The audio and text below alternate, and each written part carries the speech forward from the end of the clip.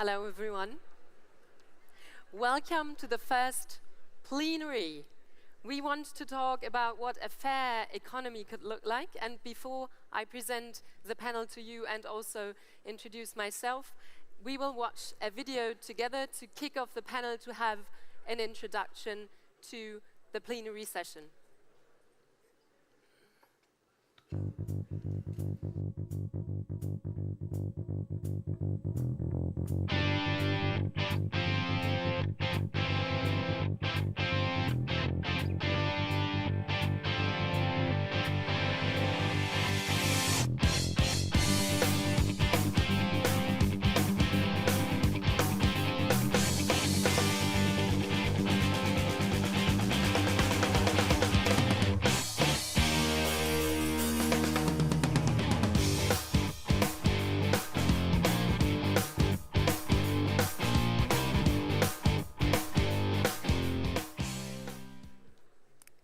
Right, there we are back. I just decided to stand because I'm excited about this session. I might fall off that chair.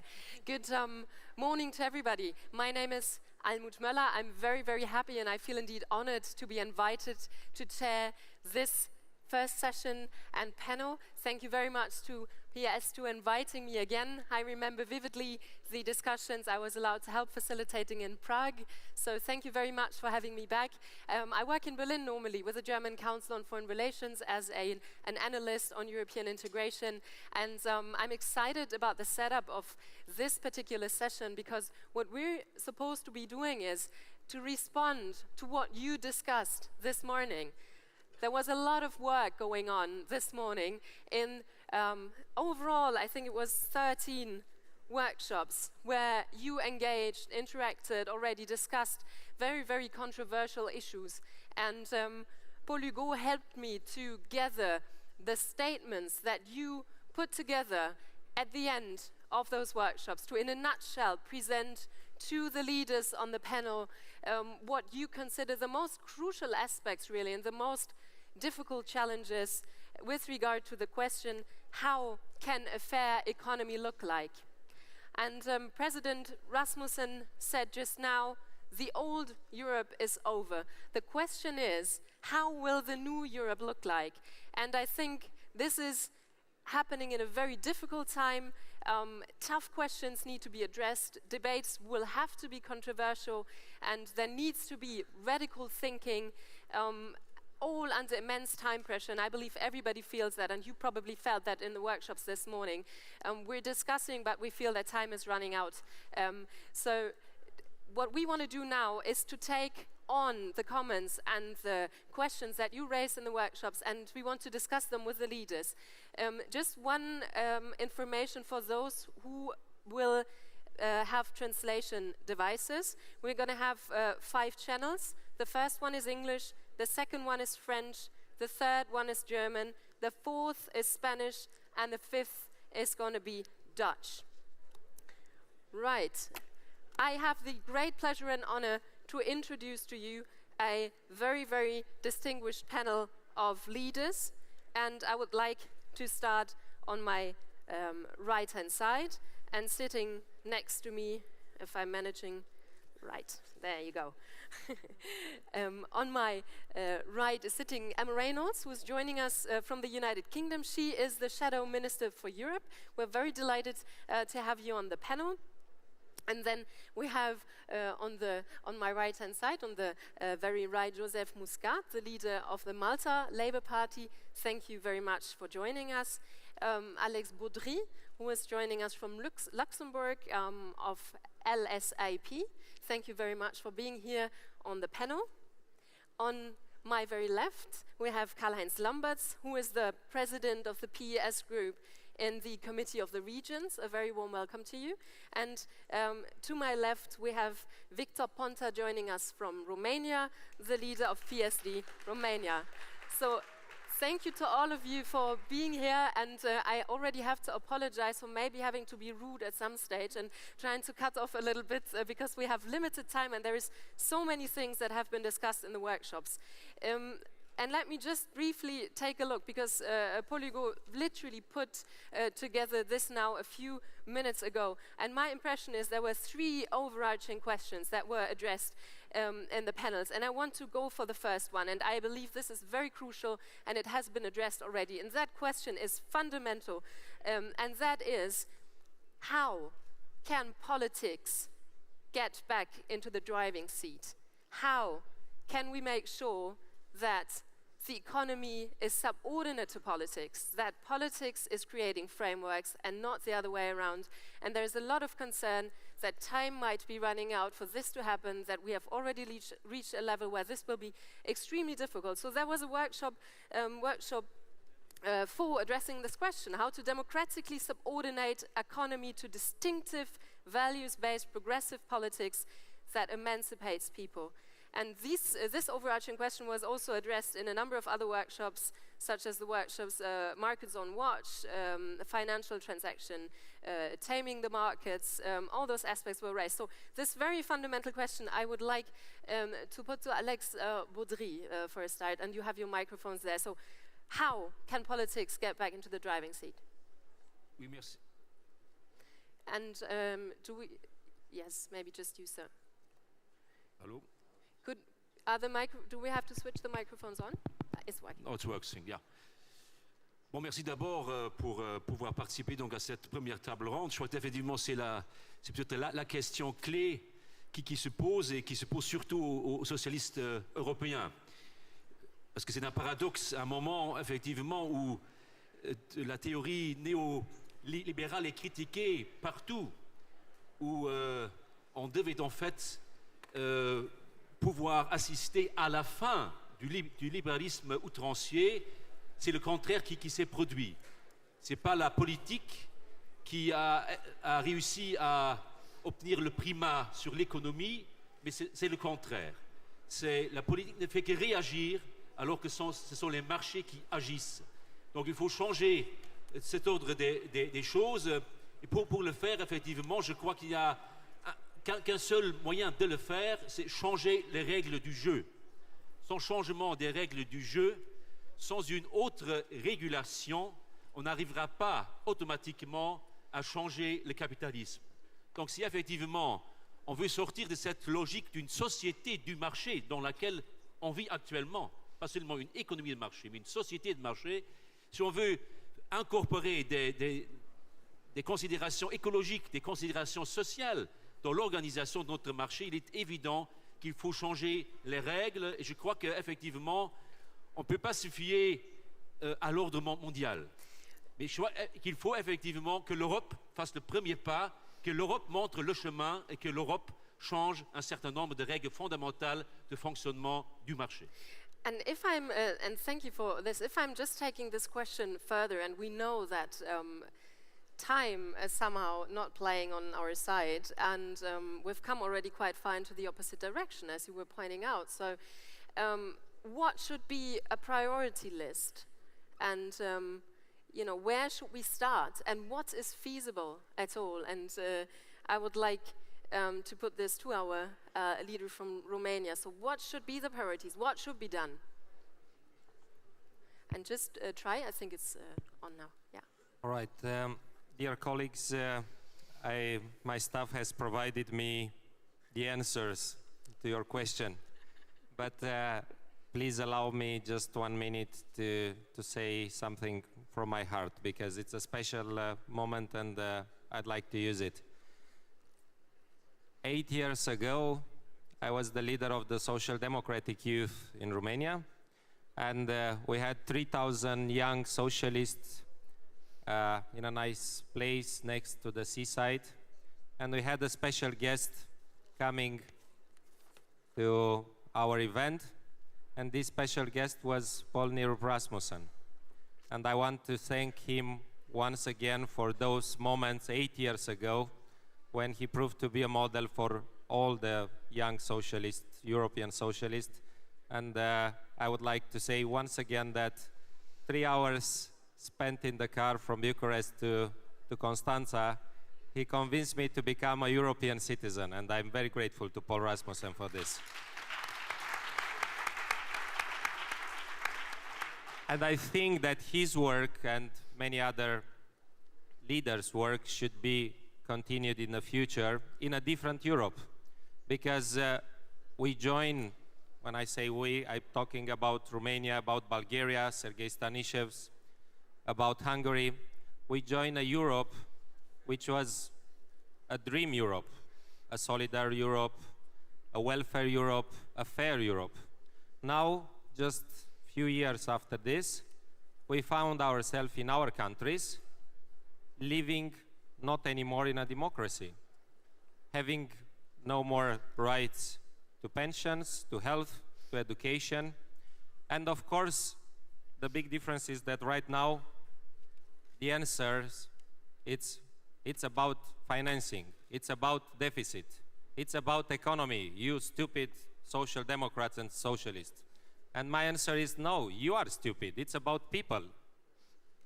It's about real solutions to make the economy and the financial rules to work for the people, not to make the people working for the banks. I had the example of a prime minister which still have my appreciation and my respect, George Papandreou. He told us and he proved us who we should not rely on. We should never rely on Sarkozy, Merkel, Berlusconi, and all the others. They are not a part of the European dream that the Eastern European has joined just a few years ago. So I will just tell you that the real solutions is to be honest, to understand that the Europe is changing, but that our goal is not to have small deficit, nice macroeconomic figures, but is to give back to the people the idea that they live in a fair and good Europe. And if I can just, take you then even further, because I think we're not quite there. And I want to, luckily I have the manuscripts from the workshops, and I just took two quotes from the workshops. There was a workshop on a European fiscal revolution, and the quote is, "The lack of progressive taxation is destroying our economy. We need a European fiscal revolution," and I'm sure in the workshop you discussed what that might look like. Another one, of course, is the issue, and I just have to put it to the other side of the leaders panel, the question about financial transaction tax. So the workshop suggesting that the introduction of a European financial transaction tax would be the first step of a real European response to a crisis born out of 3 decades of unfettered finance. You'll forgive me for putting this, Emma, to you. Of course, we're very keen on hearing what you say about this.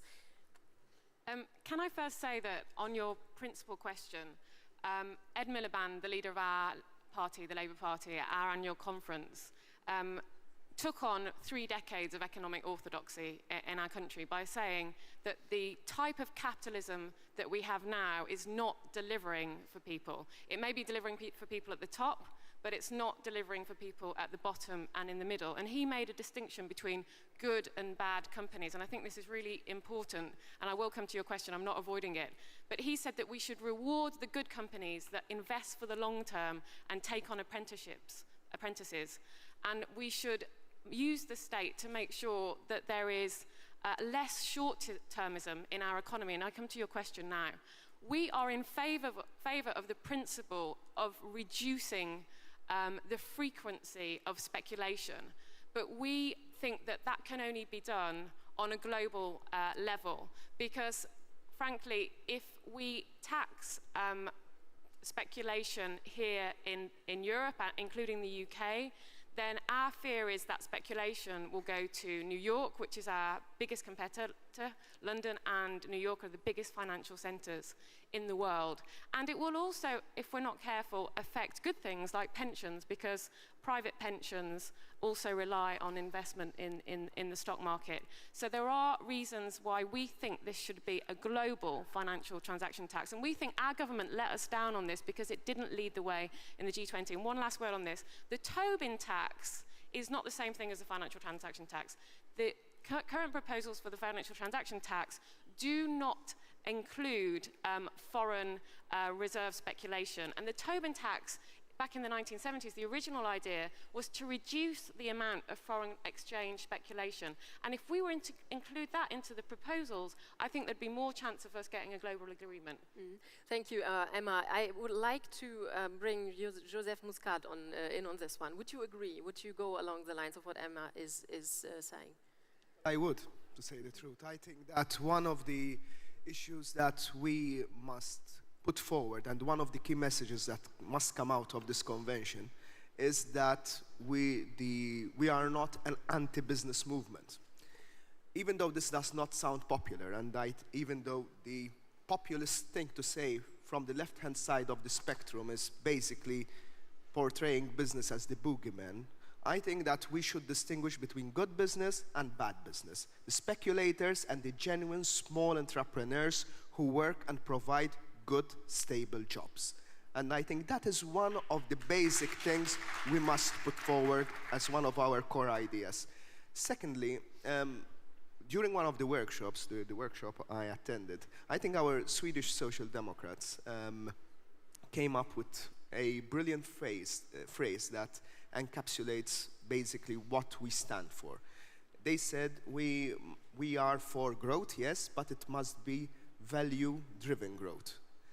And what are our values? Our values are social justice, our ecology, and are the fact that we trust the people.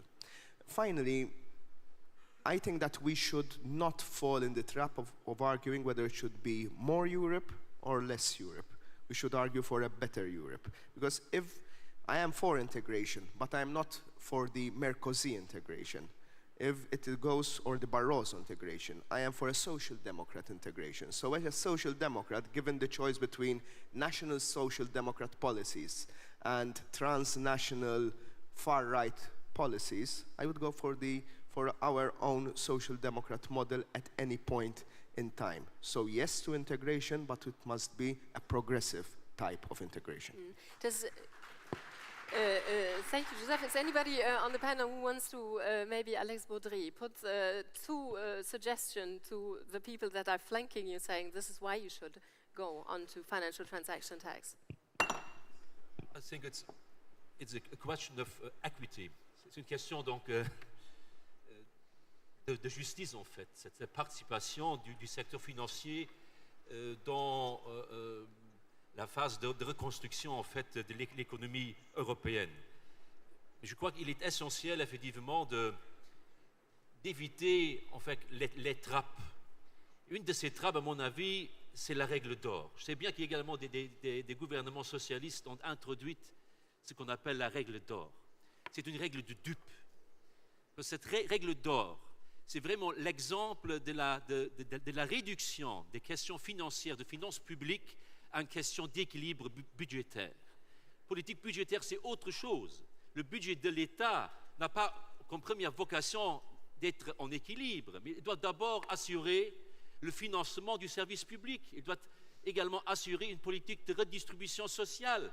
Et donc, si on définit dans nos constitutions le budget de l'État, il ne faut pas réduire cette définition à l'équilibre budgétaire ou bien à un frein à l'endettement, mais il faut d'abord définir quels sont les objectifs d'une politique budgétaire, une politique donc de service public, une politique de l'intérêt dans la collectivité. Et je crois qu'il est important également de faire ressortir cette différence avec ceux de la droite.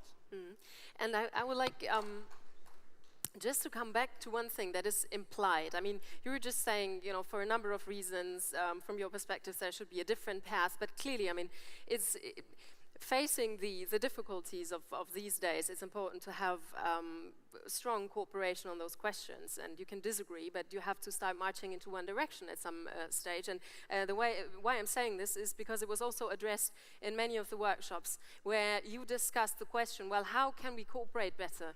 And that also includes a better cooperation, not only with countries that we desperately need to be part of the Union. We can't do things without the United Kingdom, of course, and succeed. But then also addressing the question of what about our cities? municipalities and regions. There were quite a few workshops that looked at this in various shapes, and I would like to put this to Karl-Heinz Lamberts and of course ask him, on his perspective, on his vision of how a more regional, a more local, and I was in a workshop where even local currencies were discussed.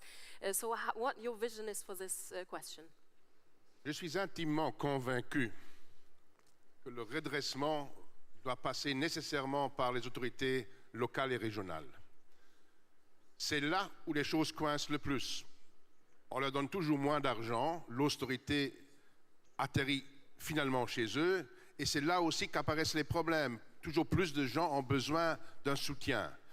Et les collectivités territoriales sont ainsi coincées d'une manière très méchante.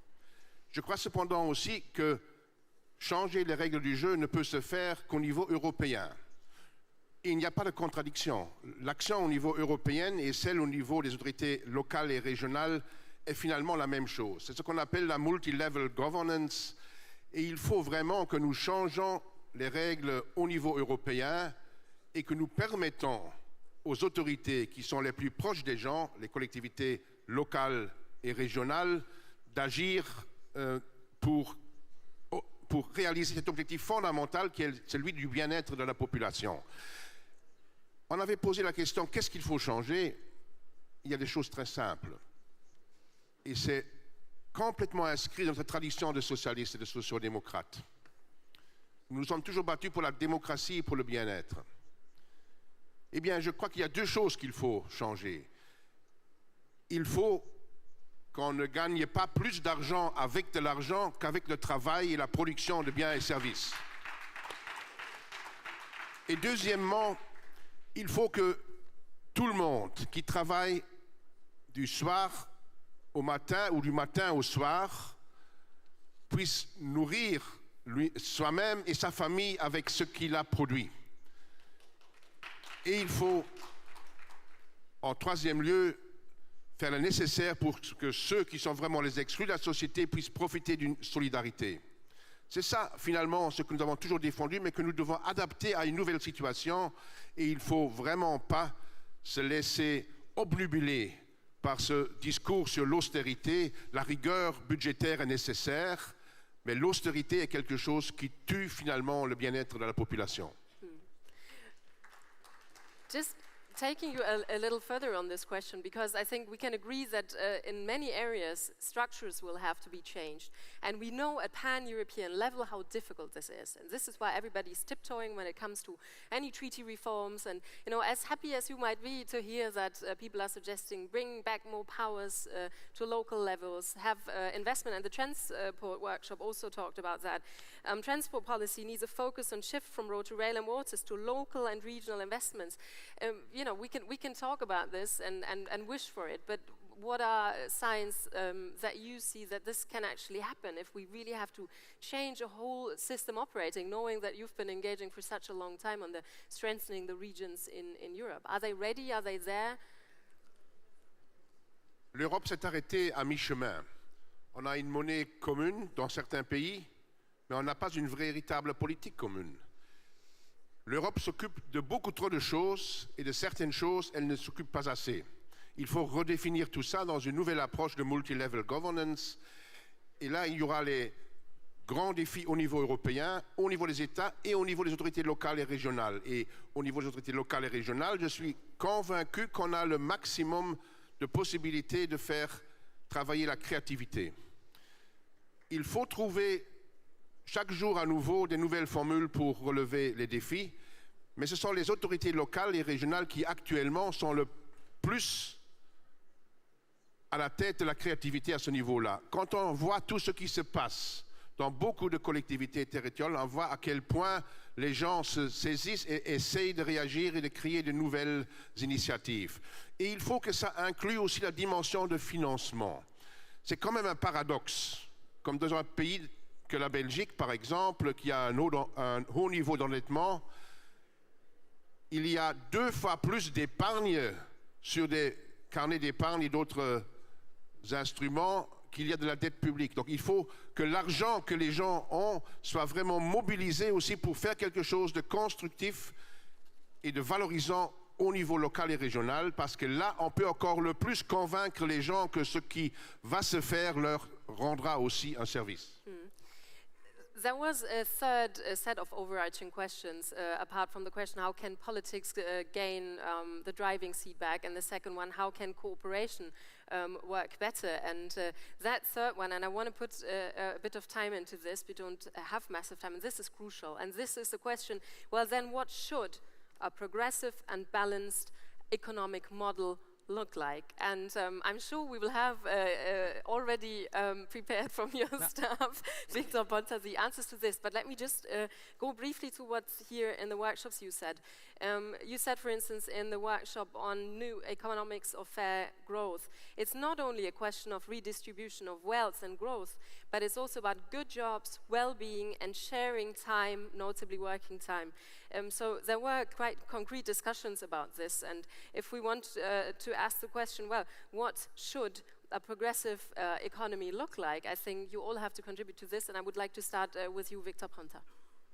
You see, I have avoided some of the answers because the situation is not at all the same in our countries like here, because right now the European position, the leadership, it's a very conservative and a very selfish position. They do not really care about the country which are outside of the Eurozone. They don't tackle it, they don't really care about centralizing and giving more powers to the regions. And what we need a real European politics, which we don't have right now. When I'm looking forward to have a socialist president in France or a social democratic chancellor in Germany, I'm looking forward to have once again, after a few years, a European politics, which we don't have right now.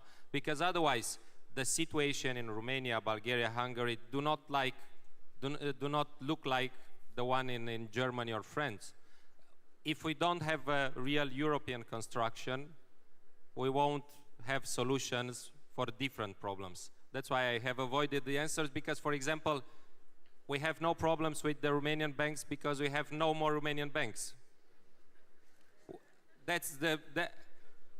We don't have problems with the regions because we have no more regions. We have only a centralized. We don't have problems with the European Commission because we deal only with the IMF. The European Commission does not care about Romania or Hungary, for example. If we don't have a European real politics and strategy, right now we have only a selfish and something like German, French leadership conservative position. That's why my answers and some Sergei Stanishev, Mesterhazy answers should not be very clear for the Western, the old Europe, because the situation is not the same, but we all need a real European politics, and I hope that next year we will have one. Let me, you're kind of avoiding, I see that, so I have to move to the other side a little bit and quoting another workshop, talking in particular about wages. Wages in times of austerity. Europe needs an alternative economic policy which is not based on wage cuts and austerity. We have to reverse the trend of increasing inequality in our society. So, Josef Muscat, from your perspective, what's your response to those who put this together in the workshop?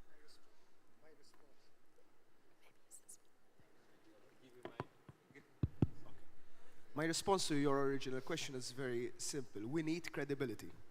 As a left, we need more credibility.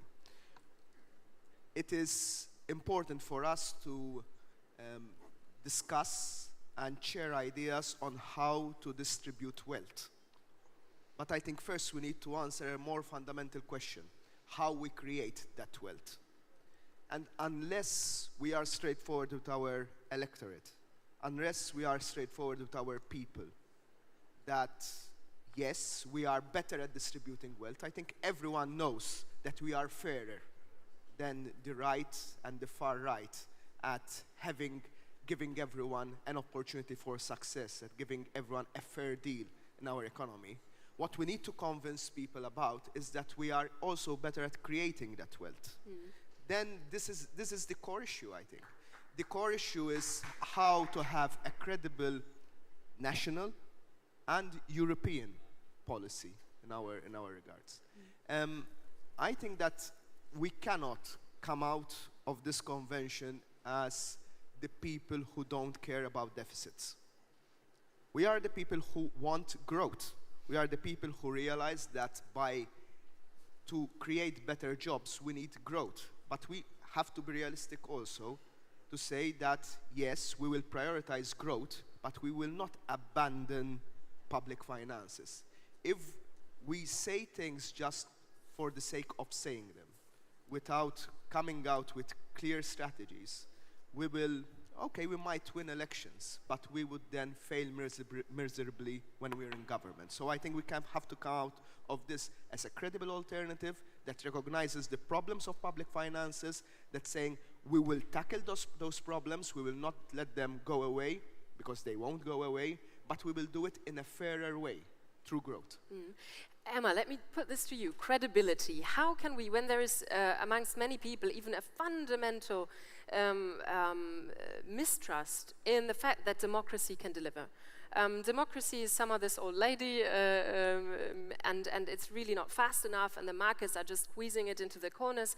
Especially at European level, there are parliaments that want to speak. There is even the issues being discussed saying, well, are parliaments a hindrance and things like that, which frankly is, I don't think, the right way of framing the debate. But people are fundamentally questioning the capacity of democracies in Europe to actually create that credibility. Can we deliver on this? Can we create this credibility? Well, firstly, just to say that, frankly, we're not in power in enough countries in the European Union.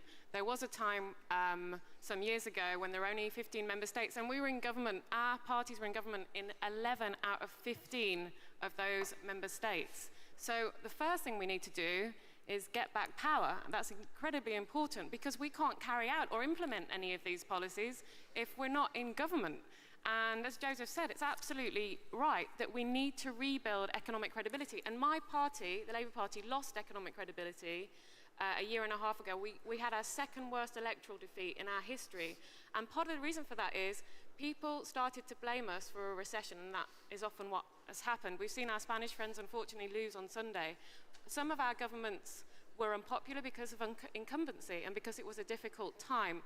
And it's absolutely right to say we cannot be unrealistic about deficits. We have to cut deficits to a certain extent, but we have to say how we would do that differently. We wouldn't do it as quickly. In our country, the Conservatives are hell-bent on creating a smaller state, yet they're blaming us and saying that the deficit's too high and using that as an excuse. And that's worked for a year and a half. It's a big public relations coup. They've been very successful. But that's starting to turn, because we've seen 1 million unemployed young people in our country, unemployment at a 17-year high, inflation at over 5%. People are suffering, and it's because you need growth before you can cut deficits. And we're now urging the government to bring forward investment plans, to bring forward tax breaks for companies who are taking on workers, to help young people back in work. We have to stimulate the private sector as well as dealing with the public sector to make sure that the economy grows, and that's the only way we're going to bring our deficits down. And just because Alex Baudry wanted to jump in at this point, I'll come back to you in a second on another Sur la issue. question de la crédibilité, je crois que la crédibilité ne se mesure pas seulement sur les questions économiques.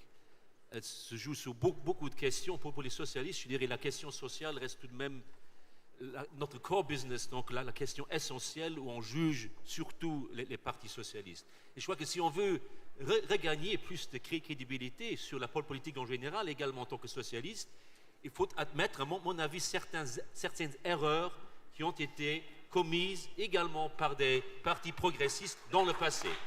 Si on n'est pas prêt nous-mêmes à faire cette analyse critique, je crois qu'on ne peut pas regagner une crédibilité complète. Donc d'abord, faire notre examen critique sur nos propres erreurs du passé, puis je crois qu'on a plus de crédibilité pour proposer autre chose. If you name 2 or 3 of them, what were the fundamental mistakes? Je crois qu'effectivement, il y a un certain nombre de partis qui ont également ont accepté en fait la dérégulation, qui ont cru que la dérégulation allait mener automatiquement vers le bien-être. On sait bien que ça ne s'est pas fait, qu'il faut intervenir, donc on ne peut pas laisser les marchés tout seuls. c'est un des exemples clés, je dirais. Merci. Karl-Heinz Lamberts wants to Oui, je crois come with que this cette list. autocritique est nécessaire. Permettez-moi de rappeler que la directive Bolkestein a été votée par une commission où la majorité des commissaires étaient désignés par des gouvernements à participation socialiste. Et ça a duré 30 secondes, le vote à l'époque à la commission. Mais c'est aussi le Parti socialiste européen qui s'est ressaisi et qui, à l'époque, a lancé le mouvement qui nous a conduit quand même, après un grand débat au Parlement européen, à une solution plus ou moins acceptable. Je crois cependant aussi qu'il ne faut pas raconter n'importe quoi. Nous pouvons évidemment, dans l'ambiance environnante, maintenant commencer avec des idées dont nous savons qu'elles ne seront jamais possibles à réaliser. Il faut avoir de la crédibilité dans l'objectif et dans les moyens d'y arriver.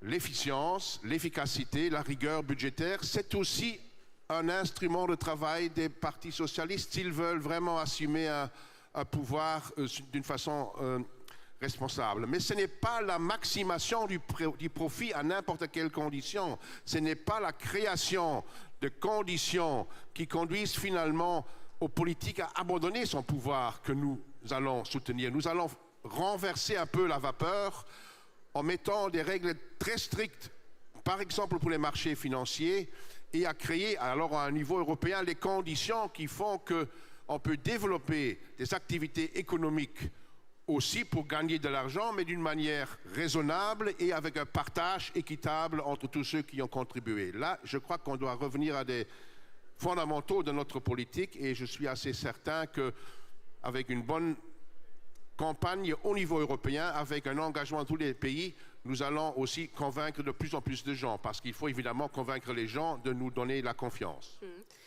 Merci. I would like to put one final question that also comes from the workshop, where the question was addressed how we can also help the people to cope with change.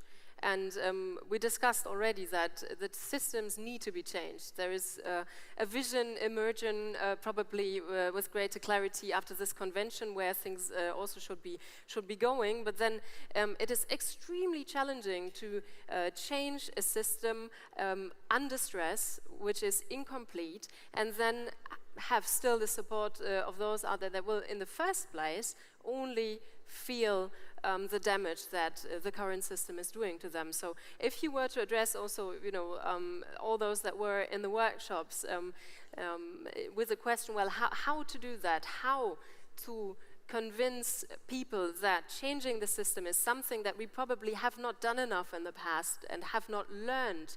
And I was just sitting next to Hassan from Egypt, who is in a country that is fundamentally changing. Do we have in our minds probably have to get used to a lot bigger changes, and how do we explain this to our citizens? So I would like to put the question to you, Joseph Muscat. I think democracy is the answer. I think democracy will catch up with us sooner or later. What was the defining moment of the past few months of the economic crisis? I think it was when our comrade George decided to fetch a credible solution, saying, let people have their say. Shock and horror, why everyone down, all the speculators, all the powers that be saying, well, we shouldn't let people have their say. It might be postponed, but it will stay there. We can run, but we cannot hide. And so the answer is standing up and being the ones who advocate more democracy in Europe and advocating not more powers to unelected officials who decide on their own, be it in a boardroom or in the Parliament, but decisions being taken in a democratic manner. Emma, let me put this to you. Democracy is the answer. Out there are many people that will essentially say democracy is the problem, and we're out camping here, and I put it really that far to make the point, are out camping in St. Paul's Cathedral in the city of London and saying this democracy is not in the interest of us people. And what do you respond to those who have, and I think we have to address this. There is a mistrust in democratic institutions, in particular on European level, and I'll bring others in on this question, not only the city of London is relevant in this regard. So what do we say to those that say, well, democracy is the problem? Well, I think it was Winston Churchill who said democracy is the least worst form of government. I think that's absolutely right. I don't see any alternative to democracy. Well, there are alternatives, but they're pretty scary. And I think the Arab Spring has shown us just what power people have and how incredibly brave people are to challenge a system in which they were oppressed, a system in which they didn't have freedom, a system in which they didn't have a say. And I was incredibly proud of the people who protested in Tahrir Square, and they're doing it again. But you know, we've had elections in Tunisia, we've got a democracy in Tunisia. I'm incredibly touched by what happened earlier this year in North Africa, and that just shows the power of people to drive change and to drive democracy, which is the best form of government, even if it's imperfect. Right, thank you. Yes, please. Alex Rodri wants to. Je dirais simplement que je crois que la réponse doit tourner autour de deux notions, justice et perspective ou espoir. Donc, je crois que tous les efforts qui seront demandés seront jugés s'ils sont considérés comme justes, que la répartition de l'effort est proportionnelle à la capacité contributive de chacun. Et dans beaucoup de programmes, les gens n'ont pas ce sentiment, que cet effort qui est demandé, qui est nécessaire, soit justement réparti. Et deuxièmement, je crois qu'on a manqué jusqu'à présent en Europe de donner une perspective, de donner de l'espoir aux gens qui se trouvent dans des situations souvent désespérées. Je crois que c'est également une de nos missions en tant que socialistes européens de combiner cette nécessaire discipline avec la croissance, mais également avec de l'espoir pour après. Je crois que c'est là la clé du succès. Merci. We have a little bit of time left, so just very final statements and contributions by Karl-Heinz Lamberts and. C'est certainement la démocratie, mais ça vaut pour tout le monde. Mais nous devons convaincre pour nos valeurs. L'espoir, c'est l'espoir non pas pour l'au-delà, c'est l'espoir pour l'ici et maintenant et rendre crédible la possibilité et la perspective d'un changement. Et il faut surtout aussi dialoguer et convaincre, parce que le néolibéralisme nous a aussi un peu déformé les gens. L'égoïsme est devenu une valeur pour beaucoup de gens prioritaire à la solidarité, et je crois qu'il faut convaincre surtout le plus de gens pour qu'ils comprennent que c'est la solidarité qui est l'issue. Merci. Victor Panta. I think that we should not underestimate the danger of people preferring to give up the democratic and the freedom and because it happened in Europe in the 30s after a huge economic crisis. A lot of people in Europe, they prefer dictatorships or something like that. I think it's easier to say than to do, but we must do it. Very credible leaders and very pragmatic and credible programs. Thank you, Victor Panta. We're leaving on a concerned note, but I think this is very good and important because the questions that we have to address are tough ones. I think we managed on this panel to address some of the questions, and they were yours. And I would like to thank all those in the workshops that made this happen and helped us guiding and having a debate. Emma Reynolds, gentlemen, thank you very much for what I thought was a very good session. Thanks to you again. And we will now have two high-level speeches announced by Secretary General Philippe Cordry. Thank you very much.